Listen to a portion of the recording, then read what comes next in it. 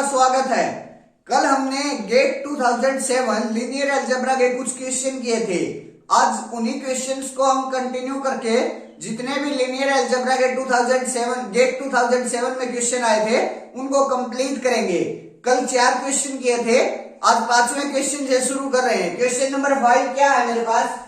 Consider R cube with standard inner product let S equal to this for a subset W of R cube, let LW denote the linear span of W in R cube. Then in orthonormal set T with LS equal to LT is. These are the options.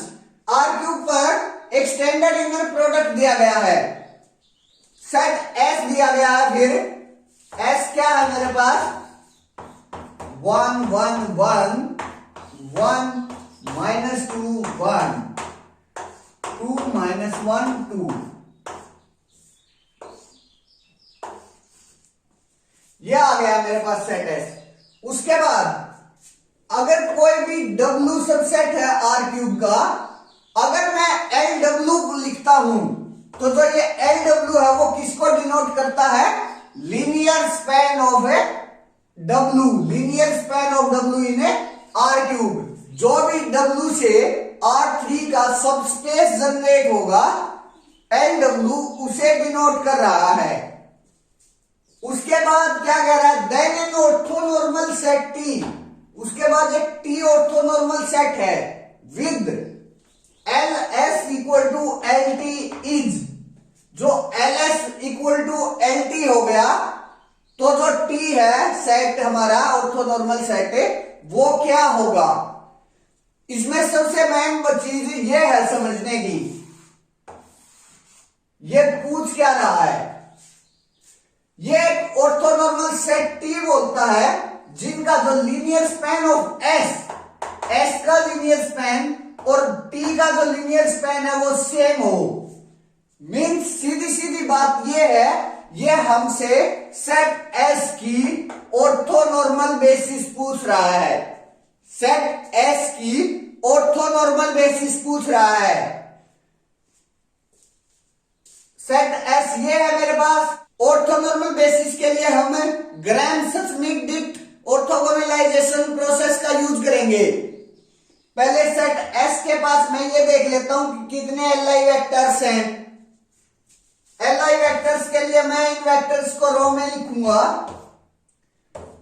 और RF में convert करूंगा और वहां से इसका rank देख लूंगा। जो भी रैंक आएगा मेरे पास उतने ही मेरे पास क्या आ जाएंगे? Li वेक्टर्स आ जाएंगे S के पास। उसके बाद मैं इनका इनर प्रोडक्ट देख लूंगा। अगर वो इक्वल टू 0 आ रहा है तो ये जो सेट S है मेरे पास वो ऑर्थोगोनल बेसिस का सेट है। ऑर्थोगोनल बेसिस का सेट है तो ऑर्थोगोनलाइजेशन प्रोसेस करने के बाद हमें फिर ऑर्थोनॉर्मल बेसिस निकाल देंगे, क्योंकि जो ऑर्थोनॉर्मल बेसिस होती है वो जो सेट है वो सबसे पहले तो ऑर्थोगोनल सेट होता है। उसके बाद जो उनका नॉर्म है, किसी भी वेक्टर का अगर नॉर्म लेता हूं मैं तो वो 1 के बराबर हो जाता है।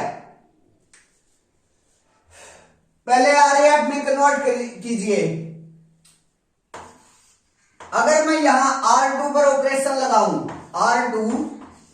R2 माइनस R1, और अगर मैं R3 पर ऑपरेशन लगाऊं, R3 माइनस 2R1, क्योंकि मेरे को RF में कन्वर्ट करने के लिए पहले इन दोनों जगह पर 0 चाहिए, उसके बाद यह 0 करेंगे। First row as it is 1 1 1 1 minus 1 0 minus 2 minus 1 minus 3 1 minus 1 0 2 minus 2 0 minus 1 minus 2 minus 3 2 minus 2 0। अब अगर मैं सिर्फ R3 पर एक ऑपरेशन और लगा दूं, R3 माइनस R2, तो मेरे पास जो ये -3 है इसकी जगह भी क्या हो जाएगा? 0 हो जाएगा। मेरे पास सिर्फ 2 Li वेक्टर्स आए, 2 Li वेक्टर्स आए, मींस जो थर्ड वेक्टर है मेरा वो इन दोनों के लीनियर कॉम्बिनेशन में है मेरे पास। तो उसका तो जो स्पैनिंग सेट आएगा वो इन दोनों से ही हो जाएगा, क्योंकि वो खुद ही इन दोनों का लीनियर कॉम्बिनेशन है। जो मेरे पास डायमेंशन ऑफ एस आई वो क्या आ गई मेरे पास 2, मीन्स जो इसका ऑर्थोनॉर्मल सेट होगा उसके पास भी कितने बेसिस में एलिमेंट होंगे 2। लेकिन यहां भी ऑप्शन में देखिए इसके पास 3 एनलाई वेक्टर्स हैं, लेकिन डायमेंशन ऑफ एस मेरे पास कितनी आ रही है 2। मीन्स ऑप्शन बी तो कभी भी नहीं हो सकता, क्योंकि इसमें तो 3 एनलाई एलिमेंट्स आ गए मेरे पास। मीन्स इस सेट की जो डायमेंशन है वो मेरे पास 3 हो गई, लेकिन मेरे पास एस की जो डायमेंशन है वो 2 है, तो जो टी की भी डायमेंशन होगी वो कितनी हो जाएगी 2 ही हो जाएगी। अब ये देख लेते हैं, ये जो दोनों वेक्टर आए हैं एल आई वेक्टर्स आए हैं, ये क्या अपने आप में ऑर्थोगोनल हैं? मींस जो इनका इनर प्रोडक्ट है वो इक्वल टू 0 आ रहा है। स्टैंडर्ड इनर प्रोडक्ट करना है, फर्स्ट वेक्टर दूसरे का ट्रांसपोज 1 - 2 1। मेरे पास क्या आ जाना चाहिए, ये जो इनर प्रोडक्ट है वो इक्वल टू 0 आ जाना चाहिए। 1 × 1 1 1 - 2 -2 1 × 1 +1 इक्वल टू 0। मीन्स जो ये दोनों वेक्टर हैं वो क्या है ऑर्थोगोनल वेक्टर हैं। ऑर्थोगोनल वेक्टर होंगे, अगर कोई भी नॉन जीरो ऑर्थोगोनल वेक्टर है, नॉन जीरो ऑर्थोगोनल वेक्टर का सेट है, तो मेरे पास अगर मैं vector v divide by norm of v कर देता हूं, तो मेरे पास जो ये वेक्टर आएगा, न्यू वेक्टर आएगा, वो किस में चला जाएगा ऑर्थोनॉर्मल सेट में चला जाएगा। अब मैं जो ये दो वेक्टर हैं उनका नॉर्म निकाल लेता हूं। नॉर्म ऑफ v क्या होता है square root inner product of v, v खुद के साथ इनर प्रोडक्ट और फिर उसका स्क्वायर रूट। यहां से फर्स्ट वेक्टर लेता हूं, उसका नॉर्म क्या आएगा मेरे पास 1 1 1। इसका मेरे को नॉर्म लेके आना है, वो क्या आ जाएगा मेरे पास square root inner product of 1 1 1 1 1 1। इसका इनर प्रोडक्ट लेकर आना है। लगा दीजिए same rule, standard inner product है तो 1 1 1 1 1 1। इसका फिर स्क्वायर रूट है लीजिए 1 × 1 1 प्लस 1 × 1 1 प्लस 1 × 1 1 और फिर उसका स्क्वायर रूट मीन्स √3 आ गया मेरे पास। जो फर्स्ट वेक्टर है अगर मैं इसको 1/√3 से मल्टीप्लाई कर देता हूं तो मेरे पास जो ये वेक्टर है ये कहां चला जाएगा ऑर्थोनॉर्मल सेट में चला जाएगा। अगर मैं t देखता हूं तो फर्स्ट वेक्टर तो मेरे पास 1/3 से √3 से अगर मैं मल्टीप्लाई कर दूं तो मेरे पास ये ऑर्थोनॉर्मल सेट में चला जाएगा। सेकंड वेक्टर की देखते हैं, उसका इनर प्रोडक्ट निकालिए 1 - 2 1 1 - 2 1 1 × 1 1 -2 × -4 +4 1 × 1 +1 और फिर उसका स्क्वायर रूट नॉर्म के लिए। तो जो ये स्क्वायर रूट है ये कितना आ जाएगा स्क्वायर रूट 6। अगर मैं इस वेक्टर के साथ 1/√6 की मल्टीप्लाई कर देता हूं, 1/√6 की मल्टीप्लाई कर देता हूं तो मेरे पास जो ये वेक्टर है ऑर्थोनॉर्मल सेट में चला जाएगा। मेरे पास जो t ऑर्थोनॉर्मल सेट है वेक्टर s का वो क्या बना 1/√3 1 1 1 1/√6 1 - 2 1, जो कि ऑप्शन ए है। नेक्स्ट क्वेश्चन है क्वेश्चन नंबर 6। बहुत ही आसान क्वेश्चन है। क्या question? Let A be a 3x3 matrix, suppose that the eigenvalues of A are -1 0 1 with respective eigenvectors 1 -1 0 का ट्रांसपोज, 1 1 -2 का ट्रांसपोज एंड 1 1 1 का ट्रांसपोज एंड 6a इक्वल्स। ये जो क्वेश्चन है सिर्फ और सिर्फ एक रिजल्ट पर बेस है। वो रिजल्ट क्या है? अगर a की आइगन वैल्यू लैम्डा है तो जो 6a की आइगन वैल्यू होगी मेरे पास है वो क्या हो जाएगी? 6 लैम्डा। ये रिजल्ट है। यहां मेरे पास है -1 0 1 आइगन वैल्यू है। जो ये वेक्टर्स हैं, आइगन वेक्टर्स वैसे दे रखे हैं, इनका कोई यहां कोई भी यूज नहीं है, सिर्फ और सिर्फ आइगन वैल्यूज का यूज है। यहां जो मेरी आइगन वैल्यूज है वो क्या है? -1 0 1। तो 6a की जो आइगन वैल्यूज होंगी, आइगन वैल्यूज ऑफ 6a वो क्या हो जाएंगी मेरे पास? 6 इंटू -1 -6 0 और 6 हो जाएंगी मेरे पास। अब ऑप्शंस को चेक करते हैं वन बाय वन। सबसे पहले मैं डी ऑप्शन पर आता हूं। यहां मेरे पास ट्रेस कितनी है? 0, तो यहां ट्रेस तो होगी 0। लेकिन अगर मैं डिटरमिनेंट की बात करूं, यहां मेरे पास जो डिटरमिनेंट है वो कितना है? 0। और यहां जो डिटरमिनेंट है वो कितना है? 6 इंटू, अगर मैं थर्ड रो के कोरस्पॉन्डिंग इसको एक्सपेंड करूं तो 6 into 3 -3 into -3 9 minus into 9 into 9 -81, जो कि नॉट इक्वल टू 0 है।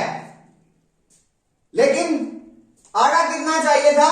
0। अगर ये 6a के बराबर होती है मैट्रिक्स तो इसका जो डिटरमिनेंट और ट्रेस है वो दोनों की दोनों 0 आनी चाहिए थी।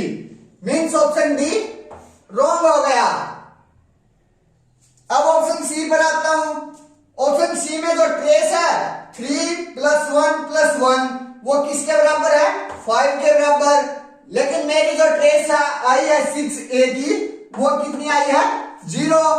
तो मीन्स ऑप्शन सी भी रॉन्ग हो गया। अब ऑप्शन बी पर आता हूं।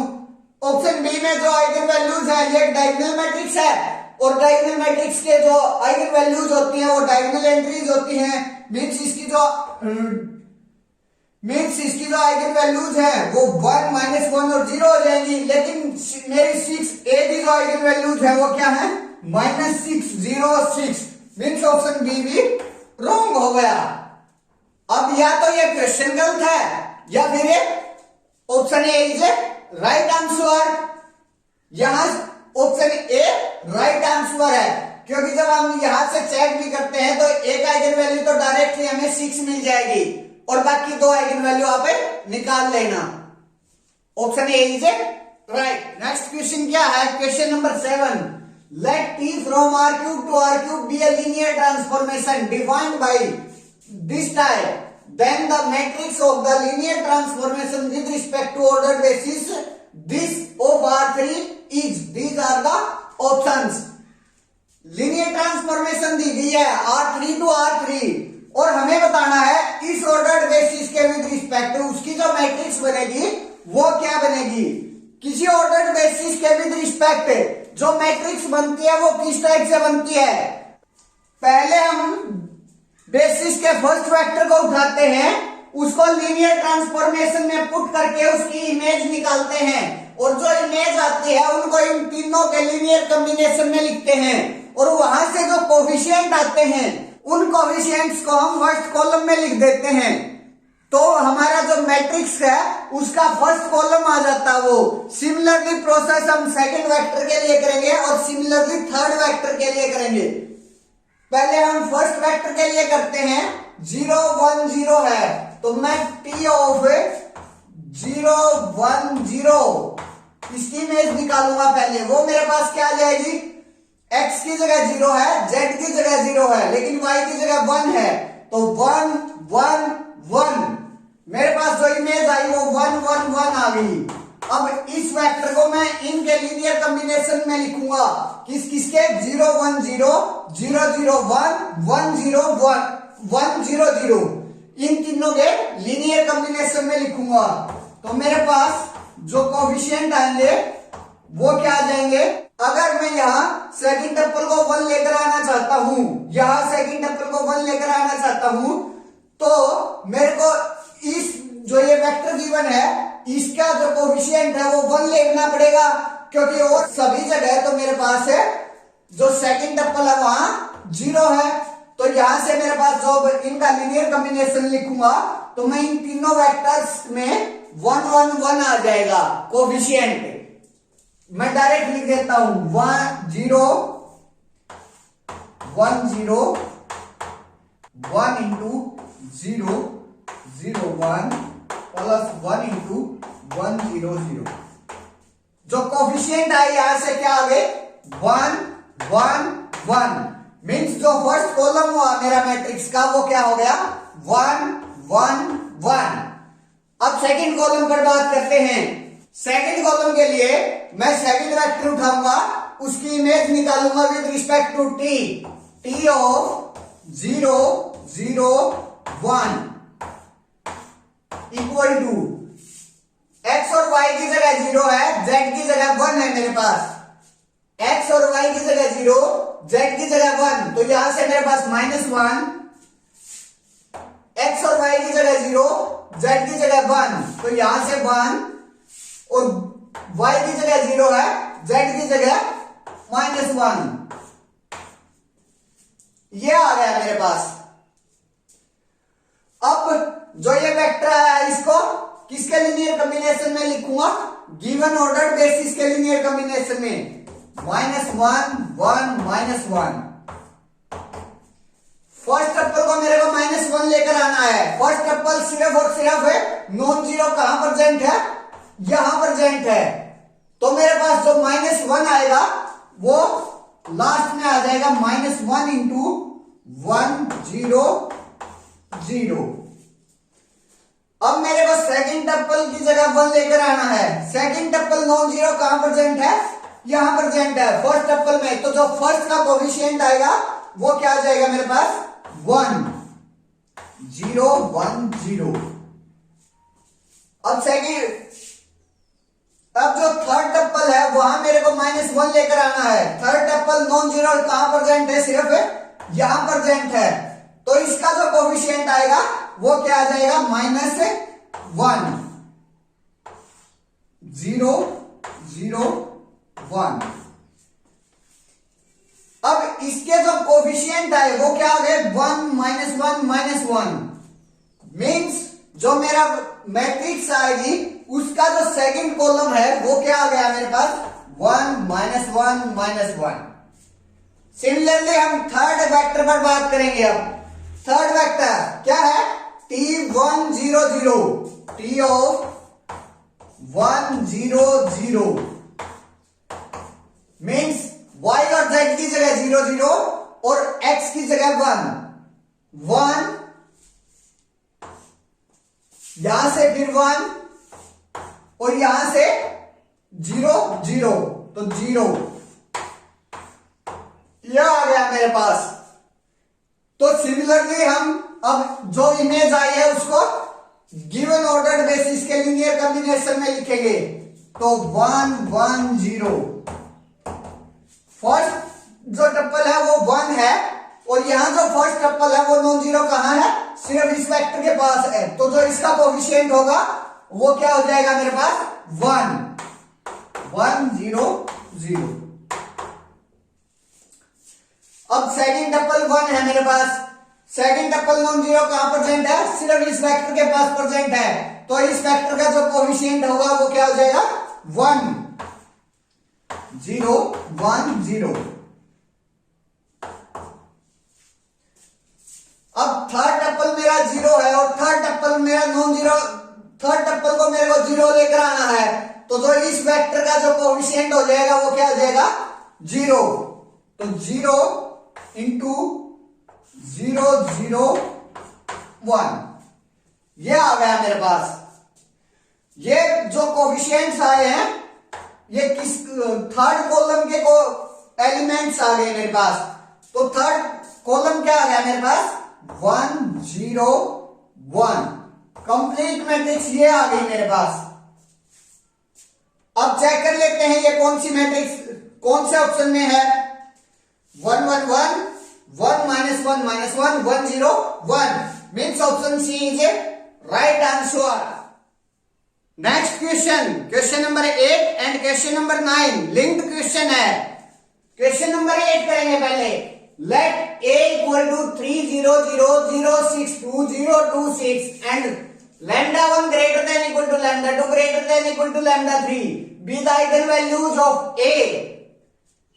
क्वेश्चन 8 क्या कह रहा है the triple lambda 1 lambda 2 lambda 3 equals जो lambda 1 lambda 2 lambda 3 है वो इनका जो ट्रिपलेट है वो किसके बराबर है इनमें से ये पूछ रहा है। पहले इस मैट्रिक्स के आइगनवैल्यूज निकाल लेते हैं। a मेरे पास क्या है 3 0 0 0 6 2 0 2 6 ये ब्लॉक डायगोनल मैट्रिक्स है और जो ब्लॉक डायगोनल मैट्रिक्स होती है उनकी जो आइगन वैल्यूज होती है वो जो डायगोनल मैट्रिसेस होती है उनकी जो आइगन वैल्यूज होती है वही मैट्रिक्स की आइगन वैल्यूज के बराबर हो जाएंगी।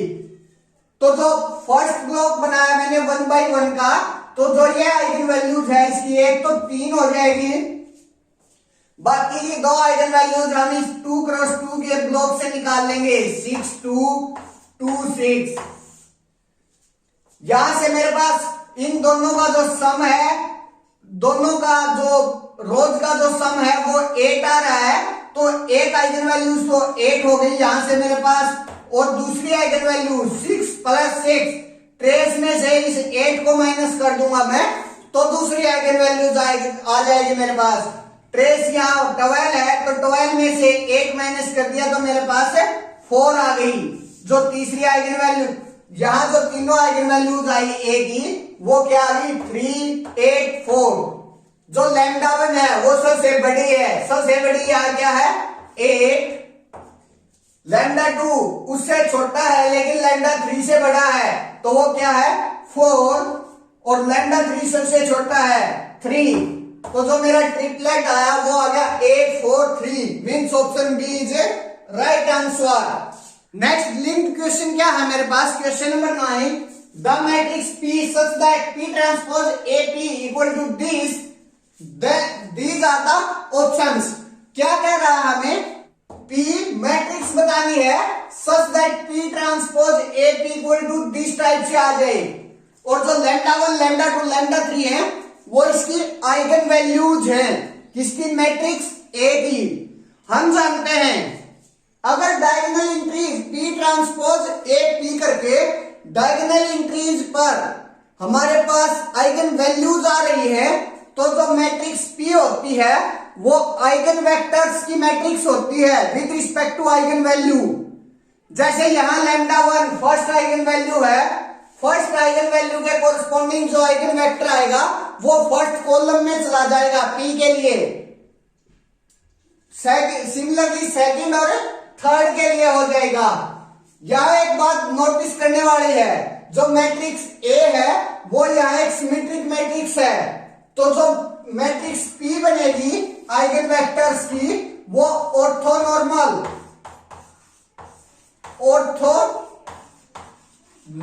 वेक्टर्स से बनेगी ऑर्थोनॉर्मल वेक्टर्स से बनेगी। तो यहां पे फर्स्ट जो आइगन वैल्यू है मेरी लैम्डा 1 वो 8 है तो मैं फर्स्ट कॉलम P का जो फर्स्ट कॉलम है उसको निकालने के लिए मैं क्या करता हूं जो 8 के कोरस्पॉन्डिंग वेक्टर आता है वो निकाल लेता हूं।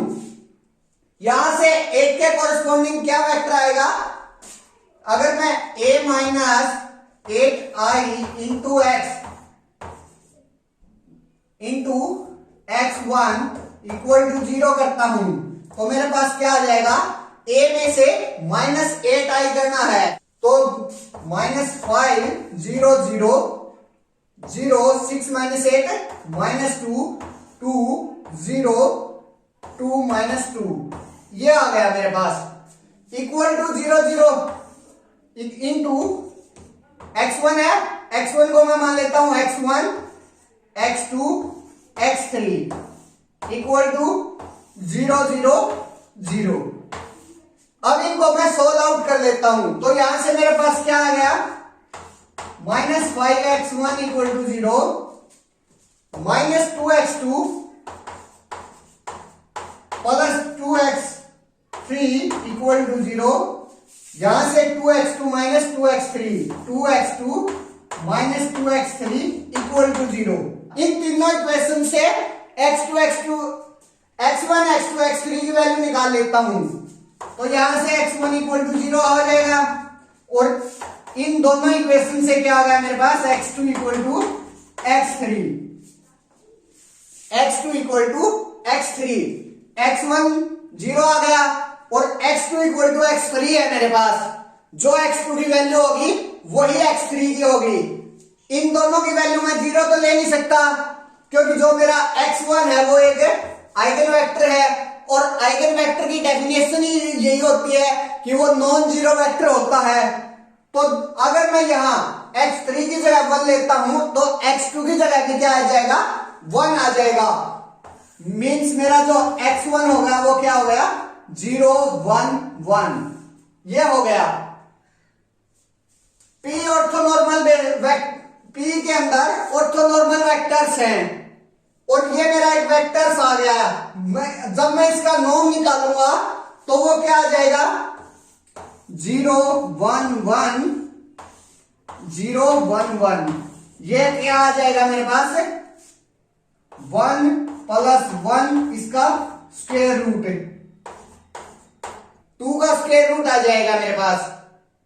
मींस जब मैं इस वेक्टर को 1/√2 से मल्टीप्लाई कर दूं तो जो ये मेरा x1 वेक्टर है वो क्या बन जाएगा, एक ऑर्थोनॉर्मल वेक्टर।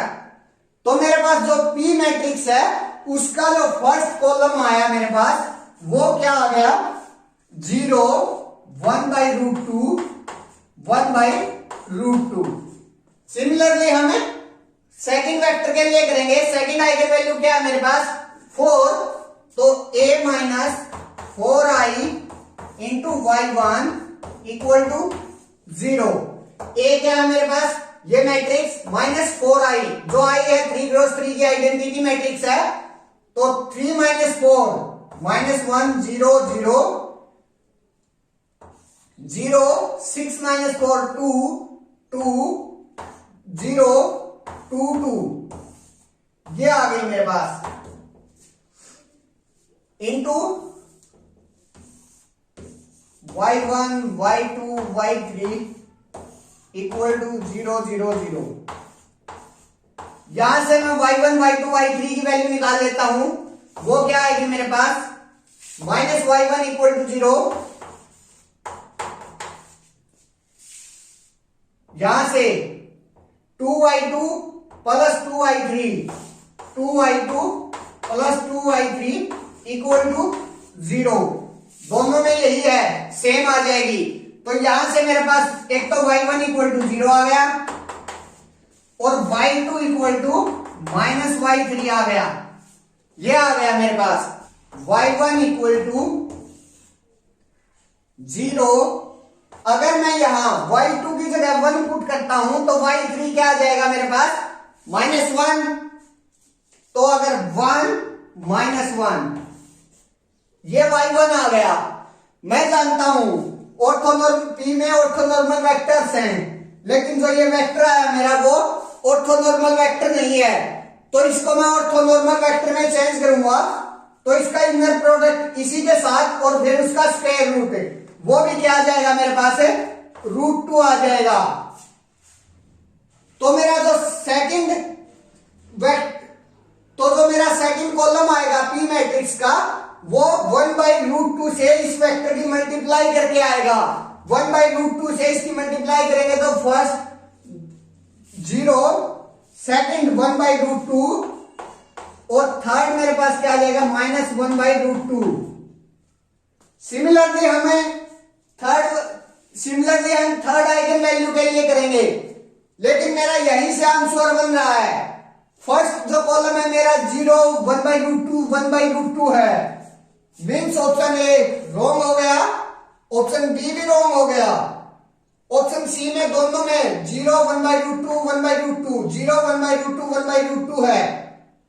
लेकिन जब मैं सेकंड कॉलम की बात करता हूं तो वो मेरे पास 0 1/√2 -1/√2 है, लेकिन डी ऑप्शन में मेरे पास जो सेकंड कॉलम है वो 1 0 0 है, मीन्स ऑप्शन डी रॉन्ग हो गया। Only option C is right answer. ये थे क्वेश्चन लीनियर अलजेब्रा के गेट 2007 के। अगर आपको मेरी वीडियोस पसंद आ रही हैं तो कृपया वीडियोस को लाइक करें, शेयर करें एंड चैनल को सब्सक्राइब करना ना भूलें। Thank you.